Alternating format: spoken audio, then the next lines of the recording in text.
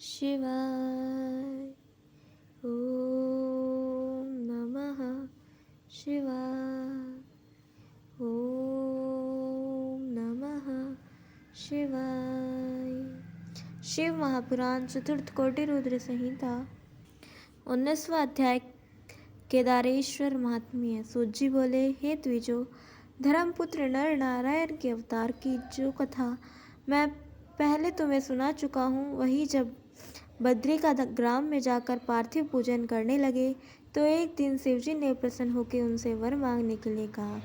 तो लोक कल्याण की कामना से नर नारायण ने उनसे प्रार्थना की, हे देवेश, यदि आप हमसे प्रसन्न हैं तो स्वयं अपने रूप से पूजा के निमित्त सर्वदा यहाँ स्थित रहें।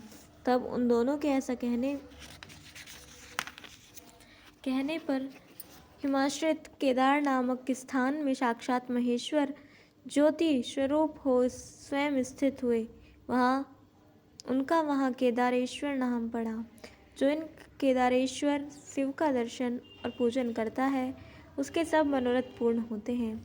जब पांडवगण वहाँ गए तो इन देव ने महिष का रूप धारण कर उनके समक्ष ही वहाँ से पलायन कर दिया। तो पांडवों ने दौड़कर उनकी पूंछ पकड़ ली, जिससे वे नतमुख होकर वहाँ स्थित हुए और उनका सिरोभाग नेपाल में प्रकट हुआ। तब से केदार क्षेत्र में शंकर जी नित्य स्थित हैं। जो भक्तजन शिव जी की प्रीति के लिए वहाँ जाते हैं, वहाँ शंकर का रूप देखकर प्राणी सब पापों से छूट जाते हैं। इस प्रकार बद्री बन जाने वाले जीवन मुक्त हो जाते हैं। यहाँ नारायण और केदारेश्वर का दर्शन अवश्य ही मुक्तिदायक है। इस प्रकार श्री शिव महापुराण चतुर्थ कोटि रुद्र संहिता का 19वां अध्याय समाप्त। बोलिए उमापति महादेव की जय। 20वां अध्याय भीमासुर द्वारा उपद्रव। सूत जी बोले, ज्योतिर्लिंग मठिया में भीमासुर द्वारा किया गया उपद्रव कहता हूँ, जिसके श्रवण मात्र से मनुष्य की सब इच्छाएं पूर्ण होती हैं। हे मुनि ऋषो,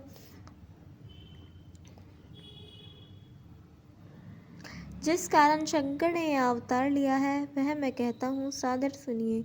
हे ब्राह्मणों, पूर्व समय में भीम नामक एक बड़ा वीर राक्षस था, जो सब प्राणियों को दुख देने वाला और धर्म का नाश करने वाला था। एक समय जब उसने अपनी माता से अपने पिता का नाम और निवास आदि का परिचय पूछा तो उसने कहा कि तेरा पिता रावण का भाई कुंभकर्ण था, जिसे रामचंद्र ने मार डाला। जब मेरे प्रिय पति को रामचंद्र ने मार डाला तब मैं यहीं अपने माता पिता के पास रहने लगी। फिर मेरे माता पिता को एक ऋषि ने अपने तप के तीव्र प्रभाव से भस्म कर दिया। उस ऋषि का नाम अगस्त्य है। उससे ऐसा सुनकर प्रबल पराक्रमी भीम भगवान के ऊपर बड़ा क्रोध हुआ और वह सोचने लगा कि यदि मैं कुंभकर्ण से उत्पन्न हुआ हूँ तो मैं हरि को अवश्य पीड़ा दूंगा।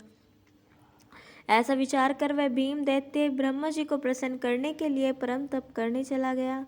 1000 वर्ष तक उसने कठिन तप किया। ब्रह्मा जी उसे वर देने चले।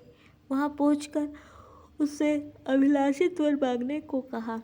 तब उस राक्षस ने कहा, यदि आप मुझसे प्रसन्न हो, वर देना ही चाहते हो तो मुझे अपार बल दीजिए। ब्रह्मा जी ने एवमस्तु कहकर प्रस्थान किया और अपने स्थान को आए। ब्रह्मा जी का बल पाकर राक्षस भीम ने इंद्रादिक देवताओं को युद्ध में जीतकर उन्हें स्थानच्युत कर भगवान विष्णु को भी युद्ध में जीत लिया। तब उसने दक्षिण दिशा में काम रूप के स्वामी को युद्ध में जीता और ताड़न किया। काम रूपेश्वर शिवजी का बड़ा भक्त था। कारागार में भी अपने कल्याण की इच्छा से शिवजी की उत्तम पार्थिव मूर्ति बना नित्य उनका पूजन और भजन प्रारंभ कर दिया। उसकी पतिव्रता स्त्री दक्षिणा ने भी अपने पति से सीखकर प्रीति सहित वैसा ही पार्थिव विधान किया। इस प्रकार उन दोनों स्त्री पुरुषों ने एक भाव से भक्तों के कल्याणकर्ता शंकर की आराधना की। उधर ब्रह्म वरदान से अभिमानी राक्षस यज्ञ के सब कर्म धर्म का लोप कर रहा था। उसने इंद्रादिक देवताओं तथा ऋषियों और ब्राह्मणों को बड़ी पीड़ा दी। वे सब विष्णु जी को साथ ले शिवजी की शरण में गए। अनेक श्रोत्रों से स्तुति कर शिवजी को प्रसन्न किया। तब शिवजी उनसे यह बोले, हे विष्णु, हे देवताओं, हे ऋषियों, मैं तुमसे प्रसन्न हूँ, वर मांगो।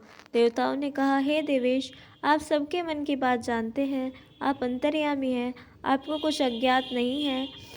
कुंभकर्ण से उत्पन्न हुआ कृकटी का पुत्र बलि राक्षस ब्रह्मा के वरदान से देवताओं को अहिंस पीड़ा कर रहा है। हे प्रभु, हे महेश्वर, आप उस दुखदाई राक्षस भीम को मारिए और हम पर कृपा कर इस कार्य में विलंब न कीजिए। शिवजी ने देवताओं से कहा कि तुम जाकर उसका कामरूपेश्वर से मेरा भजन करने को कहो, मैं उसे मारने जाऊंगा। देवताओं ने कामरूपेश्वर के पास जाकर जैसा कुछ शिवजी ने कहा था वैसा कह दिया। फिर महर्षि सहित सब देवता निज स्थान को चले गए। इस प्रकार श्री शिव महापुराण चतुर्थ कोटि रुद्र संहिता का 20वां अध्याय समाप्त। बोलिए उमापति महादेव की जय। कल हम सुनेंगे 21वां अध्याय भीमेश्वर ज्योतिर्लिंग की उत्पत्ति एवं 22वां अध्याय विशेश्वर महात्म्य और काशी में रुद्रागमन वर्णन। तब तक के लिए जुड़े रहें। हर हर महादेव।